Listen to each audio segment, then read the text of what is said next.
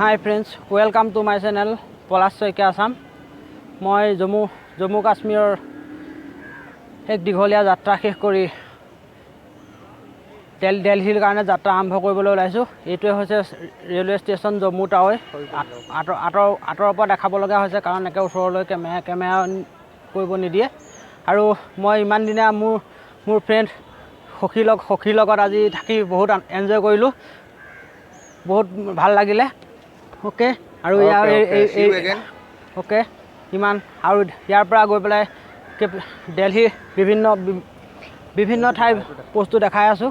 আপোনালোকে ভিডিঅ'টো শেষলৈকে চাব বুলি আশা ৰাখিলোঁ।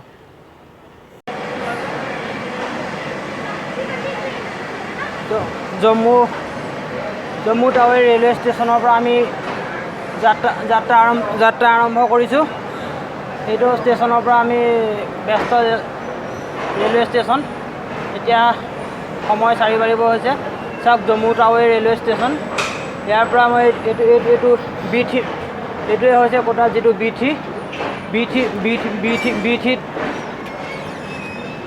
বি3 ষ্টেচনত আমি এচিৰ মাজত আহি আছোঁ।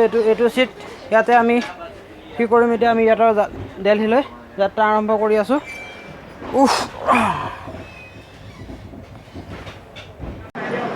অৱশেষত আহি জম্মু কাশ্মীৰৰ সীমান্তৰ যিটো পাঠানকোট ষ্টেচনত উপস্থিত হৈছোঁহি। আৰু ইয়াতে জম্মু কাশ্মীৰৰ সোমোৱা এইটো শেষ ষ্টেচন। গতিকে এইটো ষ্টেচনৰ পৰা আমি জম্মু কাশ্মীৰৰ শেষ বুলি ক'ব লাগিব।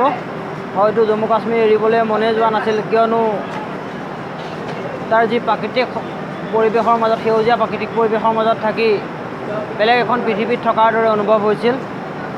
ইয়াৰ পৰা আমি দিল্লীৰ কাৰণে যাত্ৰা আৰম্ভ কৰিম। উপস্থিত আছোঁ পাঞ্জাৱৰ জলন্ধৰ ষ্টেচনত। এতিয়া নিশা 8 বাজিছে। জলন্ধৰ ষ্টেচনৰ আমি এইখন ৰেলতে আমি আহি আছোঁ। আহি পেলাই জলন্ধৰত উপস্থিত হৈছোঁ। জলন্ধৰৰ পিছতে আমি গৈ পেলাই ইয়াৰ জলন্ধৰৰ পৰিৱেশটো চাওক। অসমত যিটো আমি চবেই কৈ থাকে ন, জলন্ধৰৰ আলু ইয়াতে হয় চাগে দেই জলন্ধৰৰ আলু।